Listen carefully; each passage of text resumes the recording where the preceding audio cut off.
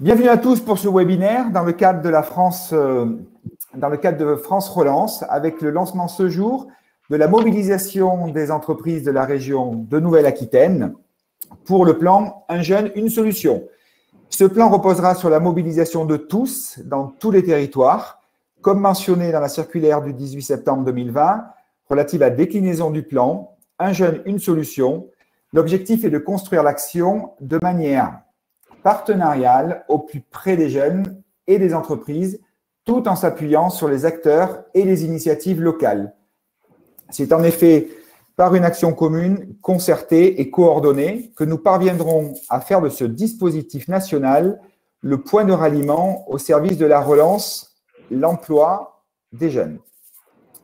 Le haut-commissaire à l'inclusion dans l'emploi et à l'engagement des entreprises, Thibaut Guilluy, qui nous écoute aux côtés de deux ministres secrétaires d'État, a été chargé par la ministre du Travail, de l'Emploi et de l'Insertion à contribuer à cette mobilisation à travers notamment l'organisation d'événements régionaux de mobilisation des entreprises en lien avec les préfets régionaux, les directs, les clubs La France Une Chance pour rassembler et engager l'ensemble des parties prenantes du monde économique de l'emploi, de la jeunesse, mais aussi des objectifs du plan. Nous retrouverons tous les acteurs de La France Une Chance, les entreprises partenaires sur chaque territoire, les acteurs et structures publiques de l'emploi pour communiquer auprès des entreprises de chaque territoire, les structures et fédérations, ainsi que les organisations patronales, les chambres consulaires, la CPME, MEDEF, UDP et les organisations du mouvement associatif. Je vous explique le fonctionnement de la plateforme. Vous retrouverez donc sur le côté droit le chat où vous pouvez saluer donc les amis qui se sont également connectés. Le deuxième onglet, vous retrouverez donc les questions. Vous pouvez poser des questions, nous y répondrons donc à la fin et notamment après les témoignages des entreprises. Troisième onglet, vous trouverez donc des sondages. Nous publierons des sondages pour qualifier les personnes qui sont présentes sur ce webinaire. Et sans plus attendre, donc je vais transmettre la parole à Sophie Gobessi qui va co-animer avec moi ce webinaire. Sophie, à toi la parole. Sandrine. Sandrine, pardon. Excuse-moi Sandrine. Et je vois que nous avons beaucoup de participants qui nous saluent, donc merci de nous avoir rejoints. Et je remercie également Laurent Pietraszewski, secrétaire d'État auprès de la ministre du Travail, en charge de l'emploi, de l'insertion, chargé des retraites et de la santé au travail. Monsieur le ministre secrétaire d'État, c'est donc vous qui allez introduire les éléments de contexte national sur le plan jeune et l'opération Un jeune, une solution. Merci Sandrine, merci Frédéric pour le lancement de ce webinaire. Bonjour à tous. Donc, Madame la garde d'État en charge des personnes handicapées, chère Sophie, je sais que vous nous écoutez, Monsieur le haut-commissaire à l'emploi et à l'engagement des entreprises, cher Thibaut, Madame la préfète de la région Nouvelle-Aquitaine, Mesdames et Messieurs, c'est avec enthousiasme que je vous associe ce matin au lancement du plan Un jeune, une solution en Nouvelle-Aquitaine. Rassurez-vous, je ne suis pas ici pour vous parler retraite, bien que dans un système par répartition, l'emploi des jeunes est une condition essentielle de soutenabilité. Mais j'en arrêterai là sur ce sujet, puisque vous m'attendez évidemment sur d'autres choses. Alors l'événement qui nous rassemble aujourd'hui, c'est une traduction concrète de la politique ambitieuse que le gouvernement entend déployer aux côtés des territoires, des entreprises et des partenaires sociaux pour l'emploi des jeunes. Nous le savons, les crises mettent à l'épreuve nos outils traditionnels de formation et d'accès à l'emploi, quelles que soient les générations. Mais ce sont aussi et surtout des périodes inédites pour innover, créer et imaginer de nouvelles réponses à des blocages qui sont souvent bien antérieurs à la crise. Je crois que la situation actuelle ne déroge pas à la règle. Vitesse de conception et d'exécution du plan, mobilisation de 6,5 milliards de crédits, dépassement des barrières administratives, je passe beaucoup de sujets. En tous les cas, certains obstacles qui pouvaient paraître insurmontables en temps calme ont dû s'effacer devant la gravité de la tempête. Dans sa conception comme dans son déploiement, le plan Un jeune, une solution illustre parfaitement la capacité à mobiliser les énergies collectives, quelles que soient l'ampleur et la durée de la crise. Alors, le succès d'un tel dispositif ne peut d'ailleurs reposer que sur une démarche collective, et je crois que ce webinaire va illustrer cela. On voit que l'ensemble des territoires, des corps intermédiaires sont associés et permettent d'identifier les besoins propres à chaque espace. Alors, très concrètement pour vous en Nouvelle-Aquitaine, je sais pouvoir compter sur la pleine mobilisation des services de l'État, des agences de Pôle emploi, des missions locales, des structures Cap emploi pour mener à bien cette opération. Les représentants de la France, une chance et l'énergie déployée par mon ami au commissaire au quotidien seront également décisifs pour permettre sa mise en œuvre dans votre région comme ailleurs. Alors, à ce titre, la plateforme en ligne Un jeune, une solution témoigne d'ores et déjà de son succès. Il y a déjà plus de 200 000 personnes qui ont consulté cette plateforme depuis sa création. Des Deux-Sèvres aux Pyrénées-Atlantiques, en passant par la Dordogne, la Creuse ou la Gironde, ou encore la Vienne et Lot-et-Garonne, le plan ne devrait laisser aucun territoire sur le bord du chemin. Alors, j'ai une pensée particulière aujourd'hui pour les acteurs de l'insertion par l'activité économique que vous connaissez bien, cher Thibault. J'ai pu constater moi-même l'engagement quotidien dans votre région lors de mon déplacement dans un atelier des chantiers d'insertion en Charente-Maritime au début de l'automne. Leur formidable mobilisation ne pourra être que décuplée par les dispositifs que nous discutons aujourd'hui. Le quoi qu'il en coûte, annoncé par le président de la République, trouve ainsi une traduction concrète en matière d'emploi des jeunes. Face au risque d'effondrement de l'apprentissage et de l'accès aux jeunes à leur premier emploi, il est de notre côté de tout faire pour empêcher que des générations estiment leur entrée dans la vie active sacrifiée à l'autel de la crise sanitaire. Voilà précisément le sens et l'utilité de votre action. Il ne me reste donc qu'à formuler tous mes vœux de succès pour le déploiement du plan et espérer venir participer avec vous à sa mise en œuvre concrètement dans vos magnifiques territoires. Très bientôt, j'aurai donc plaisir à vous retrouver en présentiel, je l'espère, très vite. Je vous remercie. Je repasse la parole, Sandrine et Frédéric. Eh bien, merci beaucoup, Monsieur le ministre, secrétaire d'État. Vous pouvez compter sur nous, bien évidemment. J'ai retenu le terme énergie collective et je pense que c'est l'objectif de notre rassemblement aujourd'hui sur ce webinaire. De l'énergie collective, on en a en Nouvelle-Aquitaine. On a l'accès à ces dispositifs qui, du coup, peuvent permettre aux entreprises de financer l'intégration de jeunes dans leur entreprise. Parce qu'après cette crise sanitaire qui fragilise l'économie de nos entreprises, il faut aussi qu'on pense à l'avenir et intégrer ces jeunes talents, c'est aussi se tourner vers l'avenir. Donc, merci beaucoup et nous reviendrons vers vous pour vous inviter à fêter de jolies réussites sur notre territoire. Merci beaucoup. Très bien. Ben, écoutez, je vais donc introduire maintenant Pascal Aprédéris, directeur régional de la Directe sur notre belle région Nouvelle-Aquitaine. Monsieur Aprédéris, est-ce que vous pouvez nous donner votre regard sur le contexte du plan jeune et de l'opération Un jeune, une solution sur notre région, s'il vous plaît? Oui, bien sûr. Merci beaucoup. Bonjour à Monsieur le ministre, Monsieur le Président, Messieurs les chefs d'entreprise qui sont ici présents. C'est effectivement une occasion très intéressante qui est donnée pour montrer déjà quelques témoignages, quelques exemples de bonnes pratiques et donner un petit peu d'optimisme, si je puis dire, dans la période actuelle, parce qu'on est quand même sur une période qui est marquée par la gestion. Donc, j'excuse Madame la préfète Fabienne Mussio, qui est justement très, très prise par la crise sanitaire et la crise économique, et donc elle n'a pas pu se lever aujourd'hui. Donc, je vous prie d'en excuser. En tout cas, je donne un simple chiffre pour montrer un peu dans quelle période vraiment exceptionnelle nous sommes. Nous sommes en face d'une crise économique sans précédent. Même si la demande d'emploi des jeunes n'a augmenté que, je dirais, 5%, c'est à peu près ça le chiffre. On est à 5% en moyenne sur tous les publics et on est à 10% pour les jeunes. Donc, une situation gravée pour les jeunes.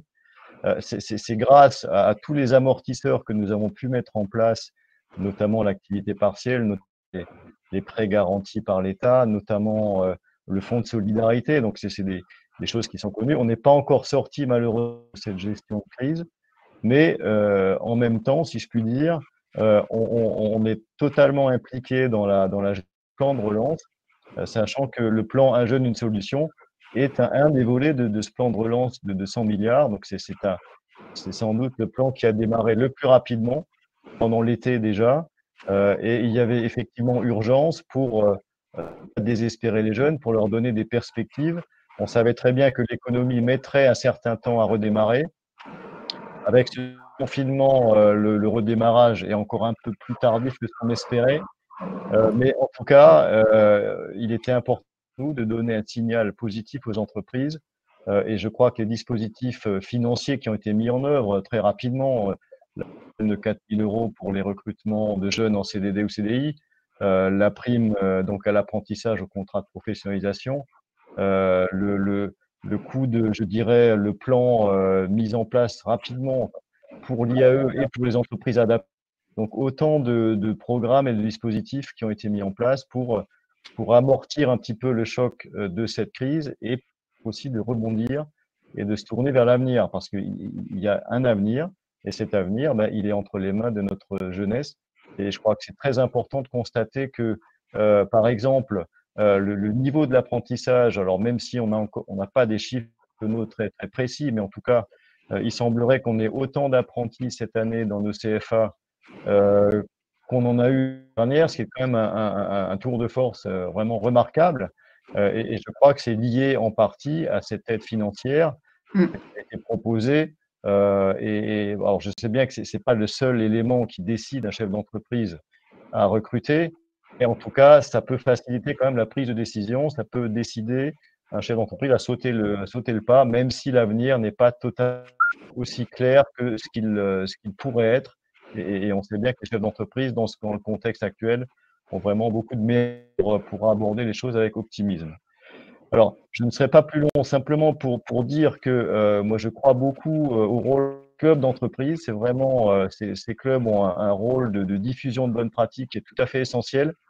On sait bien que dans les crises économiques les plus en difficulté, il faut encore être plus présent pour leur donner des chances d'insertion, parce que le chômage, les perspectives de retour à l'emploi rapide s'éloignent. Donc, il faut effectivement, il faut que ces bonnes pratiques soient diffusées largement. Il faut démontrer que recruter un jeune mission locale, entre guillemets, recruter un ami, ce sont des choses qui sont totalement possibles et faisables, même dans la période actuelle.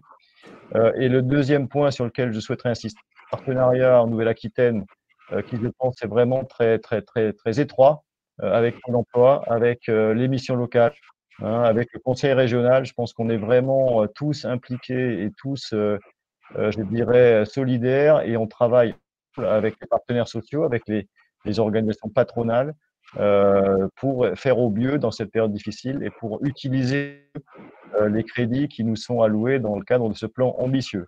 Voilà, je ne serai pas plus long pour donner le maximum de temps à la présentation des expériences qui sont vraiment très, très intéressantes, qui vont suivre. Voilà, merci de votre attention. Frédéric, ton micro. Pardon, je l'avais coupé pour les petits bruits. Merci Pascal Aprédéris pour ces informations. Donc dans la conduite, voilà, on va accueillir donc Frédéric Toubeau, qui est donc le directeur régional Nouvelle-Aquitaine de Pôle emploi, pour avoir aussi en quelques minutes son point de vue aujourd'hui sur l'état de l'emploi des jeunes.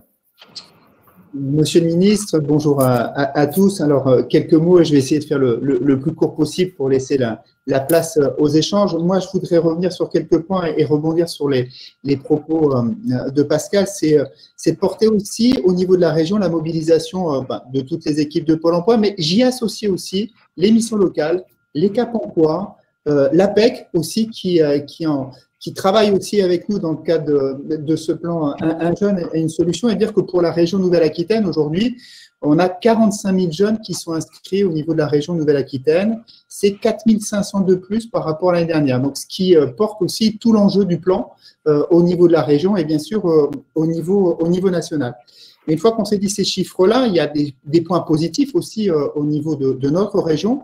Et vous pourrez aller voir, je me suis connecté juste avant d'être sur cette scène, j'ai envie de dire, virtuelle. C'est que nous avons 56 000 offres d'emploi à saisir au niveau de la région Nouvelle-Aquitaine. 56 000 offres, et on a exactement plus de 29 000 offres en CDI au niveau de la région Nouvelle-Aquitaine aujourd'hui sur nos 12 départements. C'est-à-dire que le point positif, c'est que nous avons des entreprises qui ont des besoins de trouver des compétences et c'est à nous, je veux dire l'ensemble du service public de l'emploi, de nous mobiliser pour essayer de trouver l'adéquation entre ces jeunes et puis les besoins des entreprises. Et on a l'opportunité, et là c'est la responsabilité même de Pôle emploi et de l'ensemble des acteurs, de faire converger, j'ai envie de dire, les besoins d'insertion professionnelle des jeunes avec les besoins en compétences aussi des entreprises de la région. Moi, j'insisterai aussi par rapport à ce plan sur la mobilisation que l'on a et puis les moyens qui nous ont été délégués au niveau du gouvernement.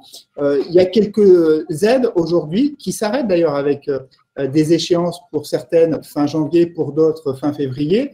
Je pense à l'aide pour l'emploi des jeunes avec les 4 000 €. Alors, je fais un peu de publicité, mais j'y vais parce que c'est des opportunités à saisir par rapport aux chefs d'entreprise jusqu'à la fin du mois de janvier. Les aides pour l'apprentissage, ça a été dit par Pascal, 5 000 €, 8 000 € pour les plus de 18 ans. C'est quand même presque une année, j'ai envie de dire, avec un coût très minime pour l'entreprise dans le cadre de l'alternance. Et puis nous, au niveau de Pôle emploi, on a eu des moyens qui nous ont été délégués pour accompagner les jeunes dans l'accompagnement intensif des jeunes, pour lesquels on sait qu'il y a un bon retour à l'emploi derrière. Voilà, et puis en termes de dernier point, en termes d'intervention, il y a une plateforme aussi qui a été lancée, unjeune-une-solution.gouv.fr, aujourd'hui qui est en ligne depuis quelques jours. Je conseille aux jeunes, aux chefs d'entreprise aussi d'aller sur cette plateforme-là. Il y a des opportunités spécifiques pour les jeunes. Pour la région, c'est 2900 offres d'emploi qui sont disponibles sur la plateforme unjeune-une-solution.gouv.fr et donc avec des opportunités là pour l'ensemble des territoires. Voilà, le plan Un jeune, une solution concourt à chacun ses objectifs et puis c'est vrai que sa réussite va dépendre de la mobilisation de nous tous, mais ça j'en suis convaincu. Voilà, je laisse la place aux échanges pendant ce webinaire. Merci Frédéric Toubeau. Merci beaucoup. Est-ce que nous avons Thierry Marty vers nous? Eh bien, je pense, Frédéric, que nous allons profiter de nos échanges pour mettre en avant des entrepreneurs qui vont nous partager leur expérience. Complètement, Frédéric ? Sandrine, merci. On va donc libérer… Monsieur Marty est arrivé. Monsieur Marty est là. Bonjour. Bonjour, très bien, monsieur le secrétaire d'État. Bien sûr, je tiens à vous remercier pour votre invitation à ce lancement du plan Un jeune, une solution en Nouvelle-Aquitaine. Saluer bien l'ensemble des représentants des professionnels, des acteurs territoriaux, de l'emploi et de la jeunesse. Un jeune, une solution, c'est vraiment une ambition collective portée par tous les membres du service public de l'emploi et le monde économique, dans un temps où la crise sanitaire se révèle vraiment comme un accélérateur des mutations de la société, transition écologique, digitalisation et indispensable solidarité envers nos aînés et les plus fragiles. En matière de transition écologique, ce sont les jeunes qui se sont mobilisés pour tirer la sonnette d'alarme il y a quelques mois. En matière de digitalisation, la plupart des jeunes se sont emparés des nouveaux outils numériques il y a plusieurs années déjà, un temps où visioconférence, webinaire n'étaient pas du tout dans notre vocabulaire. En matière de solidarité, ce sont les jeunes qui prendront soin des aînés et viendront renforcer les équipes dans les hôpitaux dans les semaines qui viennent. Envie, créativité, engagement, autant d'atouts pour s'intégrer au sein d'une entreprise. C'est pour cela que les missions locales de Nouvelle-Aquitaine sont mobilisées au travers de l'opération Un jeune, une solution. 90 000 jeunes néo-aquitains seront accompagnés cette année avec exigence et bienveillance vers l'autonomie, en s'appuyant notamment sur l'accès à la formation, la découverte des métiers, l'apprentissage, grâce à nos 800 conseillers en évolution professionnelle qui maillent notre grande région Nouvelle-Aquitaine. Parmi ces jeunes accompagnés, 40 000 ont pu signer un contrat avec une entreprise. L'alternance a progressé fortement et 11 000 jeunes sont entrés ou revenus en formation. Depuis le lancement de l'opération Un jeune, une solution cet été, les missions locales ont déjà signé 331 contrats parcours emploi compétences jeunes. Pour les accompagnements collectifs de jeunes au travers de la garantie jeune, les missions locales sont mobilisées pour être en capacité d'accroître leur capacité. Il y a quelques précisions des modalités qui vont être précisées dans les jours qui viennent. Ça nous a été confirmé à l'instant par la ministre à l'Assemblée générale de l'Union nationale des missions locales. Au travers d'un plan Un jeune, une solution, je souhaite que les chefs d'entreprise sachent, tous ceux qui nous écoutent, je crois qu'on est plus de 300 aujourd'hui connectés, je souhaite que les chefs d'entreprise sachent que l'accompagnement des jeunes ne s'arrêtera pas à la signature du contrat. Les missions locales continueront leur suivi du jeune, logement, transport, santé, pour que l'intégration du jeune se fasse au mieux dans leur entreprise. L'accompagnement n'est pas une science exacte. Un jeune peut se tromper, la mission locale aussi peut se tromper, et l'entreprise aussi.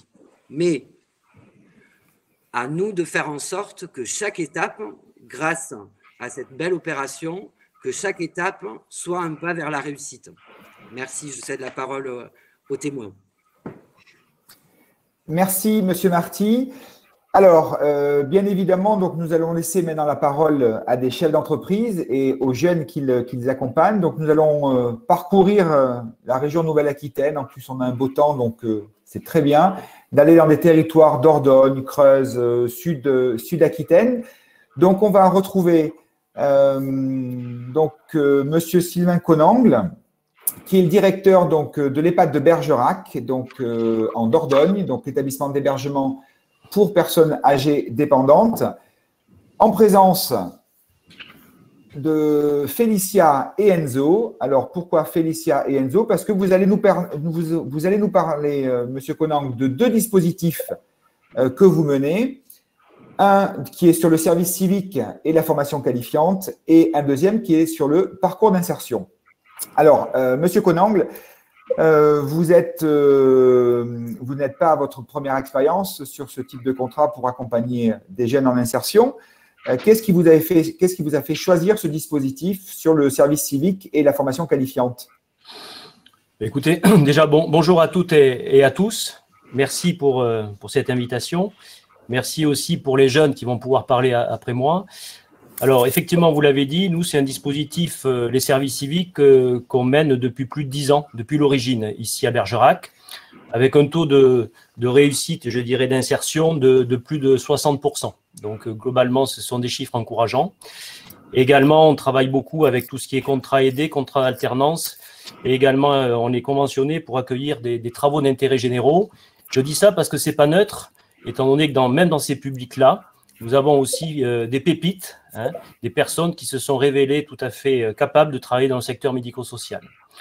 Ce que je voudrais dire en préambule, tout simplement, c'est que le contexte aujourd'hui des EHPAD est très compliqué. En plus de la crise sanitaire, on a une crise de vocation. Et cette crise de vocation, elle est due à plusieurs effectivement raisons. Il y a bien sûr l'espace au niveau des rémunérations, qui est très connu, mais il n'y a pas que ça. Il y a surtout le problème de sens au travail. Et le problème de retrouver des valeurs fondamentales lorsqu'on travaille dans le secteur médico-social. C'est pour cela que ça fait 2 ou 3 ans qu'on a changé notre logique de recrutement, dans le sens où Pôle emploi fait ce qu'il peut, les missions locales font ce qu'elles peuvent, mais globalement, je le redis, il y a une perte complète de vocation, donc il faut changer notre paradigme de recrutement. Et c'est pour cela que nous, on est passé dans une logique expérimentale depuis 3 ou 4 ans sur finalement une logique, j'appelle ça moi entreprise apprenante. Voilà. C'est-à-dire qu'on s'engage avec nos collaborateurs, les seniors, puisqu'on a fait un contrat génération, nos seniors à pouvoir accueillir des jeunes ou des moins jeunes, mais là on parle des jeunes, donc je ne vais pas vous parler des moins jeunes, mais des jeunes, effectivement, on va aller les capter dans des périodes, dans des SAS, si vous voulez, d'insertion. Alors il y a les services civiques, il y a les contrats aidés, notamment aujourd'hui c'est les PEC, mais il y a toute autre forme de dispositif, et notamment un dispositif intéressant, ce sont tous les stages que l'on fait. On a plus de 400 stagiaires par an, que ce soit aide-soignante, AMP, etc. Donc, première chose, pour répondre à votre question, je me suis engagé dans ce dispositif, effectivement, un jeune, une solution, pas uniquement par opportunisme, parce que je vous dis, on le fait depuis plus de 10 ans, mais bien sûr, je salue ce qu'a fait le gouvernement, notamment les 8 000 € de l'alternance pour les contrats d'apprentissage. C'est une très, très bonne chose. Nous, au lieu d'en prendre 2, on en a pris 4, voilà, par exemple. Bon. Et également, la prime, bien évidemment, des 4 000 € qui est incitatif pour recruter. J'aurais juste dire, si c'était possible, qu'il y ait un prolongement de cette aide, ça serait une bonne chose. J'en profite pour le dire. Donc, globalement, ça demande, lorsqu'on rentre dans ce dispositif, un changement un petit peu important au niveau de l'organisation. Lorsqu'on se dit entreprise apprenante, alors c'est un mot pompeux qui ne veut pas dire grand-chose, mais quand même qui amène tout un tas de symboles derrière et des choses concrètes sur le terrain. Notamment, il y a premièrement le management qui doit être dans une logique, surtout en ce moment, dans une logique de bienveillance. Moi, je prône un management bienveillant dans le sens où si on accueille des jeunes, il faut s'en occuper tout simplement et avoir droit à l'erreur, ce qu'on appelle. Autrement, ce n'est pas possible effectivement de recruter. Deuxième chose, ce qui est très important, c'est le tutorat. Le tutorat a une place primordiale au niveau des EHPAD, mais services d'aide à domicile aujourd'hui, où on a la chance d'avoir des personnes qui ont beaucoup d'expérience et qui peuvent susciter effectivement la vocation chez les plus jeunes. Également, il y a l'organisation, parce qu'il est hors de question de ces jeunes tout seuls. Il faut qu'ils soient en binôme. C'est la logique même. Si on a du tutorat, effectivement, il faut que les tuteurs puissent vérifier effectivement que derrière, le binôme se mette en route. Et enfin, bien évidemment, tout ce qui est formation professionnelle. Et je crois que là aussi, en France, on a tendance à rester bloqué sur les diplômes. Mais bien évidemment, il va falloir qu'on change très rapidement notre concept parce que devant la pénurie qu'on a, devant l'urgence qu'on a, il y a eu des expériences menées dans le sud de la France que je salue, notamment au niveau des modules. Et moi, je prône tout ce qui est aspect modulaire qu'on a mis en place aujourd'hui avec l'hôpital de Bergerac et les services d'aide à domicile pour effectivement permettre de sensibiliser les jeunes au secteur, ensuite pouvoir leur donner des clés effectivement sur les pathologies et enfin apporter un point de vigilance sur la prévention des risques professionnels. Parce qu'il faut savoir que notre secteur est leader malheureusement sur les maladies professionnelles de type RPS ou TMS. Et ça, c'est une véritable problématique. Donc tout ça pour vous dire que moi, je suis très très fier d'avoir ces jeunes autour de moi. Et surtout, d'aller les capter, c'est une chose, mais l'autre défi, je vais vous dire ce que c'est de pouvoir les garder. Parce qu'effectivement, aller capter des jeunes, c'est bien, mais s'ils restent, je dirais, c'est encore mieux. Et aujourd'hui, on a un taux de retour très positif, puisqu'on a 80% de jeunes qui restent au sein de l'institution. Et c'est vrai que quand on voit les pas de bashing qui est fait actuellement par tout un tas de médias, etc., c'est vrai que nous, directeurs d'établissement, on rame derrière, parce qu'il faut leur démontrer que finalement, ce n'est pas tout à fait comme ça que ça se passe dans les EHPAD. Merci, M. Konangle. Alors, sur la question, sur la facilité de mise en œuvre, est-ce que ça se passe bien avec votre OPCO, avec vos autres parties prenantes? C'est souvent la question qui revient des chefs d'entreprise, des fois sur le parcours du combattant. Non, mais écoutez, nous, alors, il doit y avoir un microclimat à Bergerac, parce que tous les acteurs que l'on a, et d'ailleurs je salue, parce qu'effectivement, moi je parle pour les jeunes, mais je parle aussi au nom des acteurs du Bergeracois, que ça soit la Directe, à qui je voudrais remercier leur confiance, puisque c'est finalement eux qui m'ont invité aujourd'hui, mais on a un très très bon partenariat avec la Directe. On a fait un gros travail à la Directe sur le tour du département pour valoriser les PEC notamment. Pôle emploi avec qui on travaille, on a un projet de recrutement actuellement, effectivement, de recrutement en masse, entre guillemets, pour les PEC. Et également la mission locale. Donc, et l'OPCO, effectivement, l'OPCO Santé, avec qui on n'a aucun problème, puisque de toute façon, on est dans une logique, ils le savent, où il y a urgence. Donc, pour répondre à votre question, non, on n'a aucun problème sur le territoire ici avec les acteurs locaux. Dernière question avant de donner la parole, effectivement, donc à Félicia et Enzo. Qu'est-ce que vous diriez aux chefs d'entreprise qui nous écoutent aujourd'hui pour passer de l'autre côté de la barrière?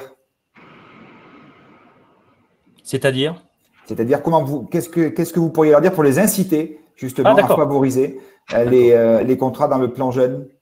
Ben, je crois que tout simplement, moi, c'est un peu particulier parce que vous l'avez compris, c'est un contexte, les EHPAD, je ne vais pas y revenir, mais en général, je pense qu'il faut que les branches professionnelles soient plus offensives sur ça. C'est-à-dire que moi, j'ai insisté au niveau du syndicat employeur auquel je suis. Il faut le valoriser parce que globalement, l'aspect économique qui pouvait être un problème avant n'est plus un problème. quand vous faites, et tout à l'heure ça a été dit, le calcul du coût d'un contrat d'apprentissage actuellement, à la louche, ça vous coûte aux alentours de 200 € tout chargé par mois. 180 € exactement. Bon, 180 € et vous faites d'une pierre deux coups, c'est-à-dire que vous permettez à un jeune de pouvoir lui donner une chance, d'où le nom effectivement de ce thème d'aujourd'hui, mais également un jeune, c'est pas une opération Kleenex. Moi, je vois les jeunes, ce qu'ils nous apportent, ils vous apportent de la fraîcheur. Et puis, vous avez parlé tout à l'heure de tout ce qui est numérique. Quand je vois la facilité dans laquelle ils sont au niveau numérique, des outils numériques, je pense qu'ils ont des compétences à nous apporter sur le numérique. Puis, je crois que c'est tout simplement un gage de confiance sur la jeunesse parce que on travaille trop, on est trop en ce moment sur les clivages de génération, que ça soit l'agisme, entre guillemets, et également les jeunes. Et je crois que le fait d'embaucher des jeunes, c'est un signal, nous, les chefs d'entreprise, qu'on envoie pour leur dire « on croit en vous, venez nous rejoindre ». Et puis, globalement, il y a un espace pour vous et pour l'entreprise. Merci, monsieur. Alors, on va faire monter sur scène. Alors, je ne sais pas qui va arriver en premier ou… Ah ben voilà, ils sont à côté de vous. Donc, peut-être Félicia. Félicia, voilà. Merci beaucoup. Merci, monsieur. Merci.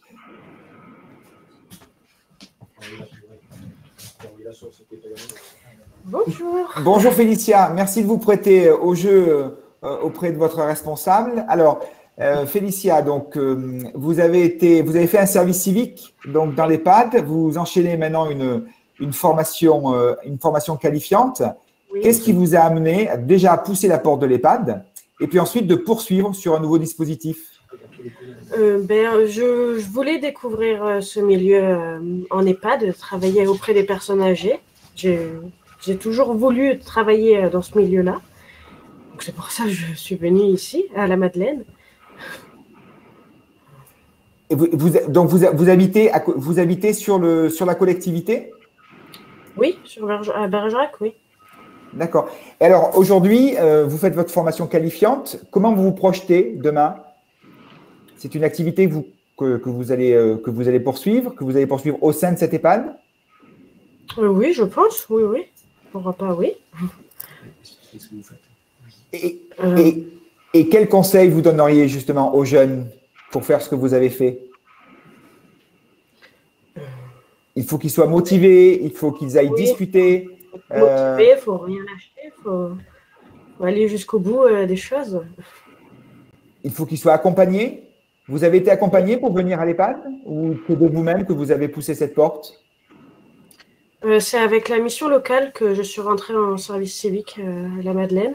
Donc, j'étais accompagnée par la mission locale. Et la construction de votre parcours, la suite de votre parcours, donc de faire une formation qualifiante, vous l'avez construite avec M. Conangle? Oui. Donc, vous inciteriez les jeunes à aller à la mission locale et à se faire accompagner pour entrer en contact avec des entreprises? Tout à fait, oui. Très bien. Eh bien, écoutez, Félicia, merci beaucoup. Bonne continuation à vous. Merci. Et puis, on va demander à Enzo qu'il nous rejoigne. Très bien. Au revoir. Merci, Félicia. Bonjour, messieurs, dames. Bonjour, Enzo. Donc, vous avez peut-être entendu effectivement donc les questions. Donc, oui, tout à fait. L'idée, c'est de savoir comment est-ce que vous êtes arrivé, à l'EHPAD et pourquoi vous avez choisi donc cette voie-là et cette nature de parcours. Et puis, qui vous a aidé justement à accéder à ce parcours que vous faites actuellement?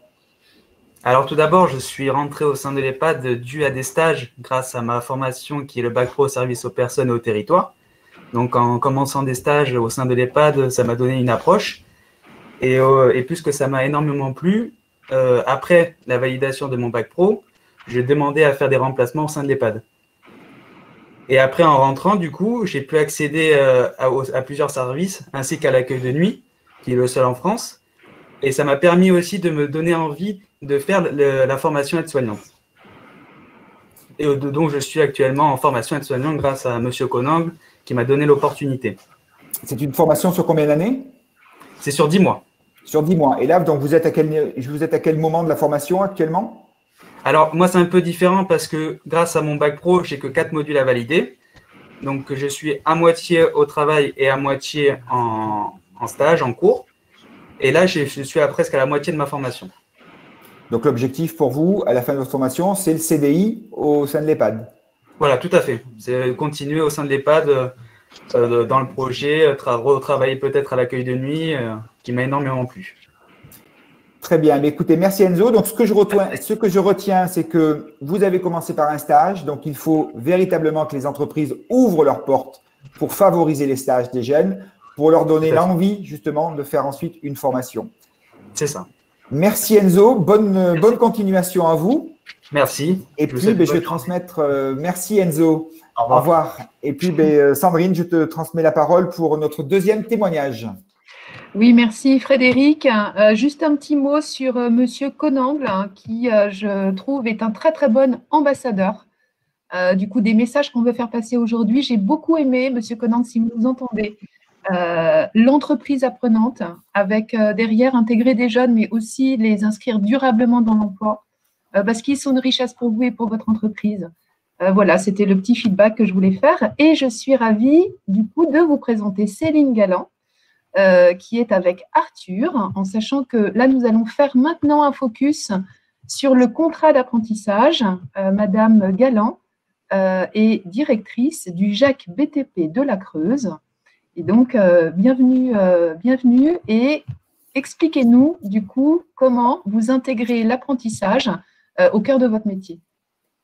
Eh bien, bonjour à tous. Merci à vous d'avoir retenu la proposition de l'idée de Guéret, l'idée directe de Guéret sur notre témoignage. Donc, effectivement, je suis directrice du GEC BTP 23, qui est un groupement d'employeurs pour l'insertion et la qualification, spécialisé dans les métiers du bâtiment et des travaux publics sur le territoire de la Creuse.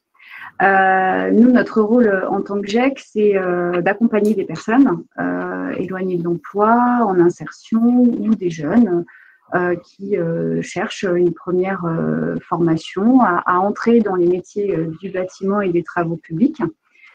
Donc, notre rôle aussi, c'est de prendre en compte les besoins des entreprises du bâtiment et des travaux publics, et sur le territoire creusois, mais comme dans plein d'autres départements, ça fait partie des métiers extrêmement pénuriques. Nos entreprises ont malheureusement subi la crise de 2008 et à ce moment-là ont arrêté de former. Là, j'ai la joie de me dire que cette crise sanitaire qui est extrêmement compliquée pour tout le monde, mais qui dans les métiers du bâtiment aujourd'hui n'a pas impacté leurs besoins en personnel, et au contraire qui continue à former et du coup qui nous donne aussi cette possibilité de faire rencontrer l'offre et la demande sur le territoire creusois. Aujourd'hui, le GEC BTP accompagne une cinquantaine de contrats, à peu près 30 dans le domaine en apprentissage, des contrats en apprentissage et le reste en contrat de professionnalisation. Nos entreprises creusoises nous font part de besoins et nous mettons en relation donc des jeunes avec ces entreprises-là. On travaille énormément avec les partenaires de l'emploi du département, avec tout ce qui est aussi évidemment les services de l'État qui nous aident beaucoup sur des mises en relation et je les en remercie. C'est vrai que aujourd'hui, les métiers du BTP font partie des métiers extrêmement pénuriques. Nos entreprises, pas une, ne passent la porte sans nous dire « nous recherchons du personnel ».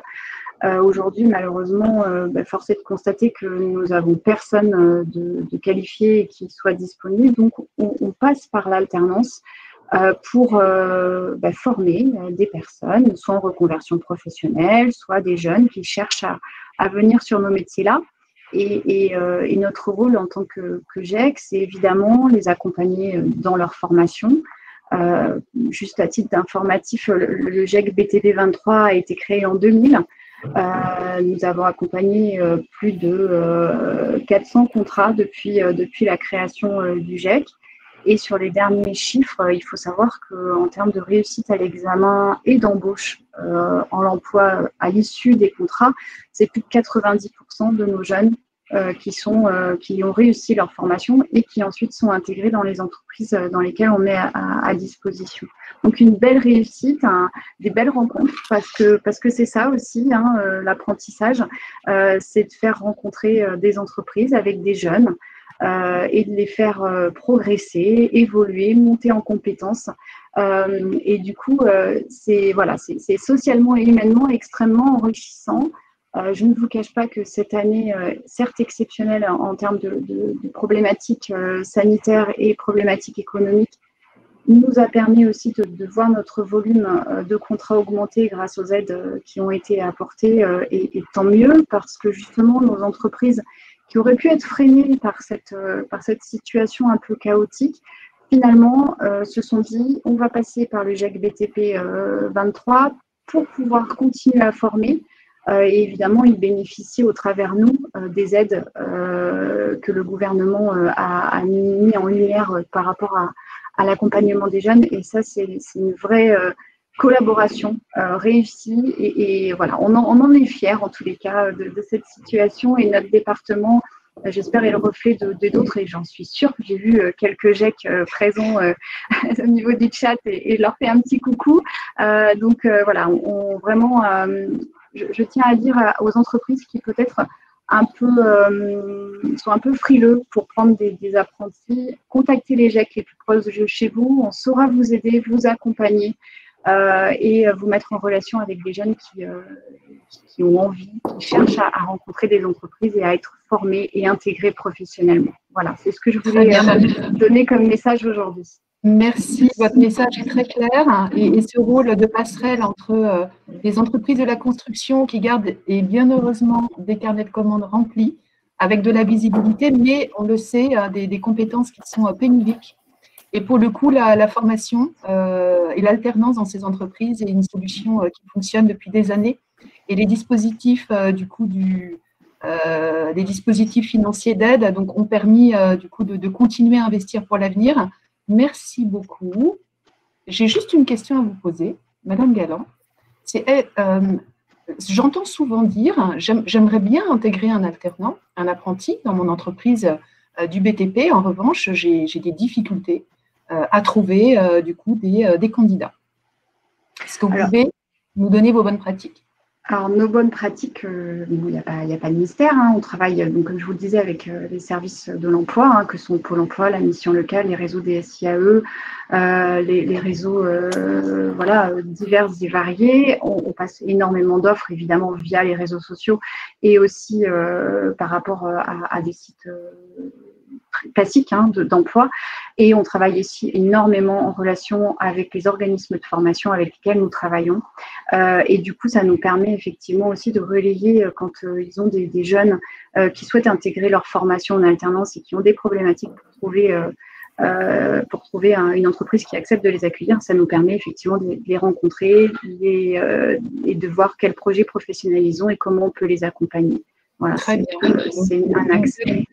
Une belle bonne pratique pour les entrepreneurs du secteur de la construction qui nous écoutent. Rapprochez-vous des écoles de formation des CFA. On a des écoles d'excellence sur la Nouvelle-Aquitaine, donc profitons-en. Bonjour Arthur. Bonjour. Merci Arthur de témoigner avec nous. Donc très curieuse Arthur, que vous nous racontiez votre parcours. Qui vous a amené jusqu'à là aujourd'hui? Mon parcours a commencé en 3e pendant un stage. J'ai fait dans une entreprise de plomberie. D'accord, le 3e avec la découverte. Très bien. Ça, c'est un élément aussi important, Frédéric, qu'on ressoulignera tout à l'heure. Et à la suite, mon patron m'avait proposé de faire un apprentissage en plomberie. Vu que j'avais bien aimé le stage, j'ai accepté, ce qui a duré 2 ans en tout. Après, je suis parti en CAP installateur thermique sur 1 an de plus. Puis à la suite, je suis parti sur une mention complémentaire en maintenance d'appareils thermiques. Et par la suite, là, en ce moment, je suis sur un CAP en électricité. Très bien. Donc, plein de compétences qui s'ajoutent, du coup, Arthur, avec toujours la même entreprise, le même employeur? Non, il y a eu 2 entreprises différentes. Donc, pour le CAP plomberie et installateur thermique, j'étais sur une autre entreprise. Et sur les 2 autres, j'ai fait chez Trulène Bâtiment à Guéret. D'accord. Donc là, la double compétence plomberie et électricité en alternance depuis 4 ans. Oui. Et c'est quoi les prochaines étapes, Arthur, pour vous? Les prochaines étapes, pour le moment, je vais finir mon année d'électricité.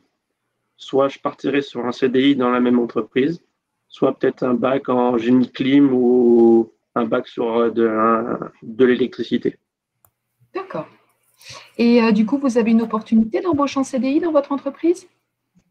Oui, oui, oui. Très bien. Et qu'est-ce qui vous mobilise pour le coup?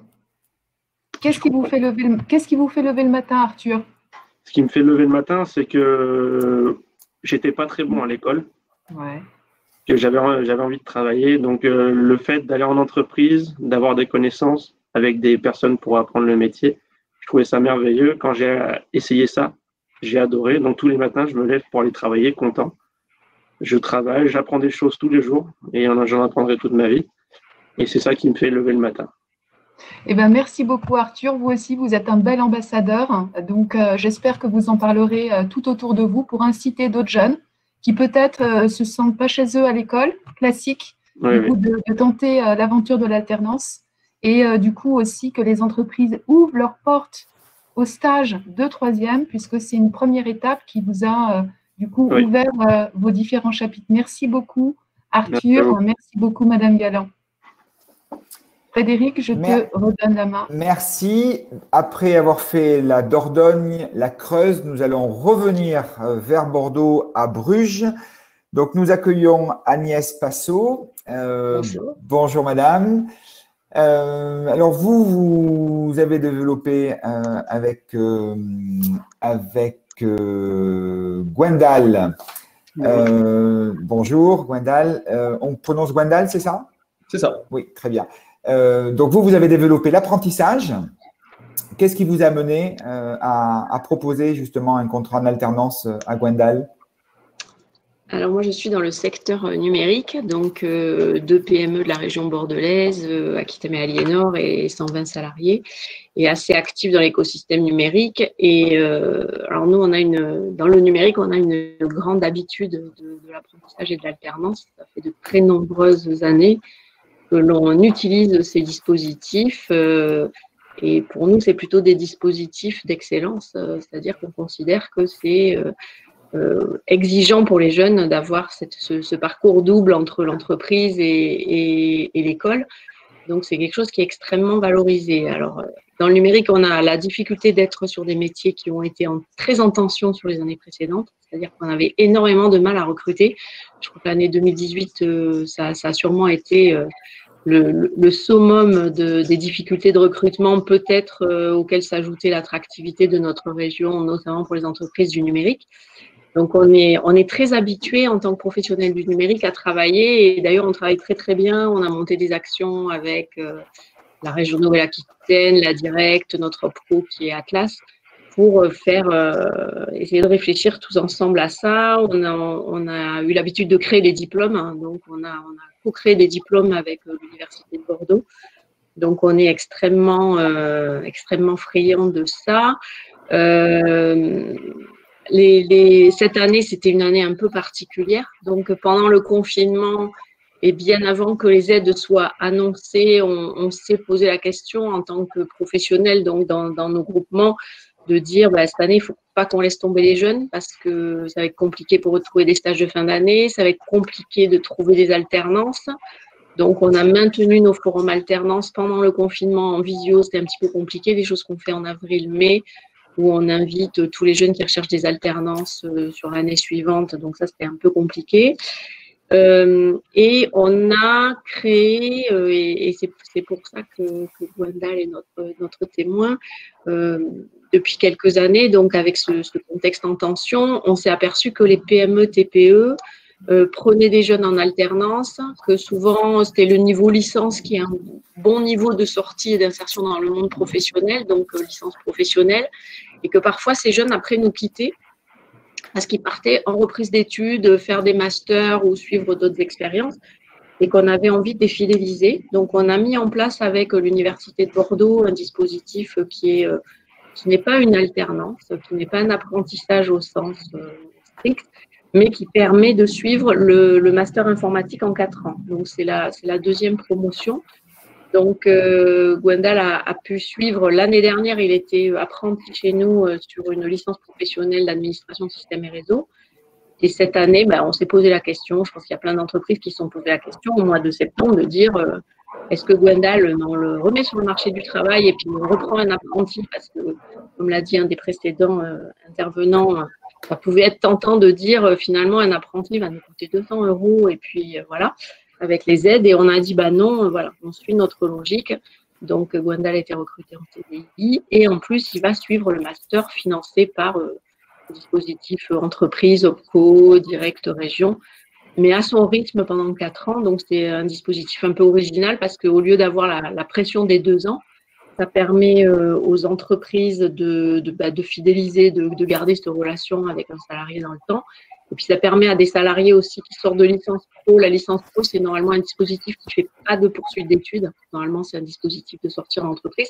Ça permet donc à des jeunes ou à des salariés en reprise d'études de poursuivre. Voilà. Donc, c'est assez original. Et juste avant, on était sur une réunion de pilotage de ce master que j'ai quitté pour vous rejoindre, justement, pour voir comment passer à l'échelle, parce qu'on pense qu'on tient un nouveau dispositif qui correspond très, très bien à la PME. Voilà. Donc, ce qui nous préoccupe sur l'année à venir, c'est de se dire comment ça va se passer. J'ai vu qu'il y a beaucoup de questions là sur la poursuite des aides. Ce qui nous inquiète, c'est est-ce qu'il n'y aura pas un risque, justement, que les gens ne gardent pas tous les apprentis qui ont été recrutés à la faveur des aides cette année. Comment on pourrait faire tous ensemble pour que ces jeunes puissent rester en CDI, puissent continuer dans les entreprises et qu'on n'ait pas un effet Kleenex de l'aide. C'est un peu préoccupant en ce moment. Très bien, merci. Effectivement, on évoquera les questions qui sont posées tout à l'heure avec Thibaut Guilluy et Sophie Cluzel. On les garde au chaud.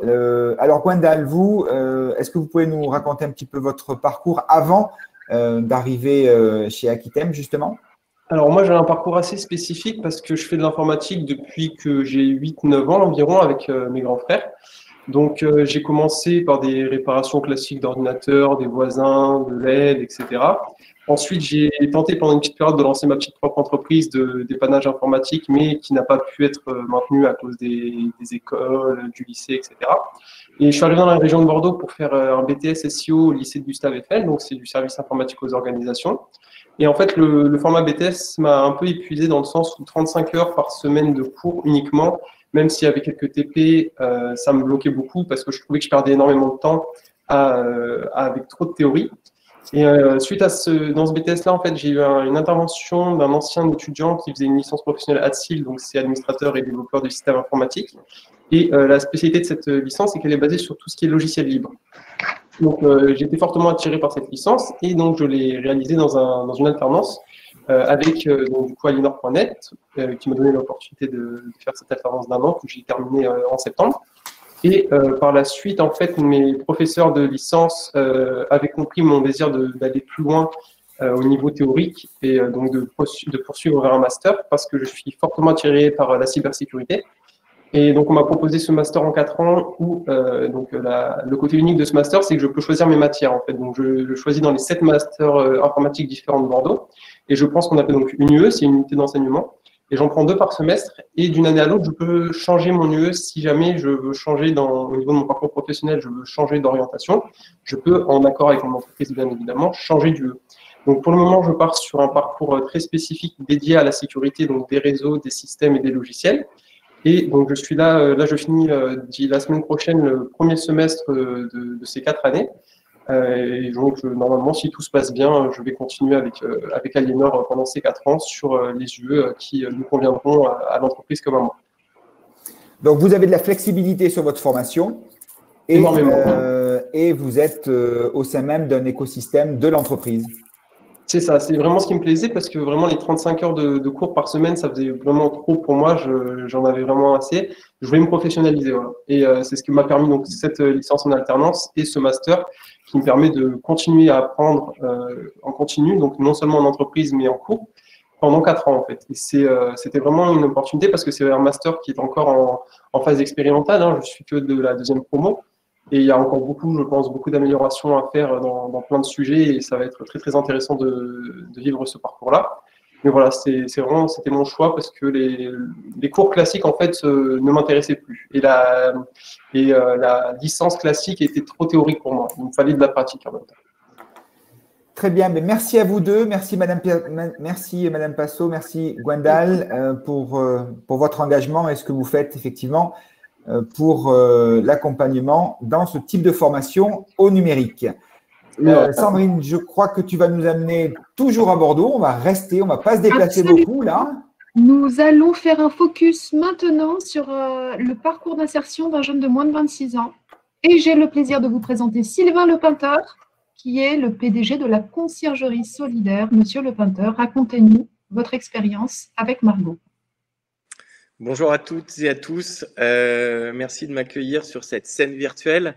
Deux petits mots peut-être rapides sur notre structure. Donc la Conciergerie Solidaire qui propose un large panel de services dans les entreprises, dans les quartiers, dans les tiers-lieux principalement, et qui a pour vocation d'utiliser son activité, son métier, pour accompagner des publics éloignés de l'emploi vers l'emploi.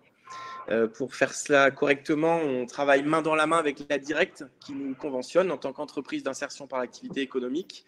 Et on met en place des parcours pour accompagner nos collaborateurs dans la construction ou la reconstruction d'un projet professionnel.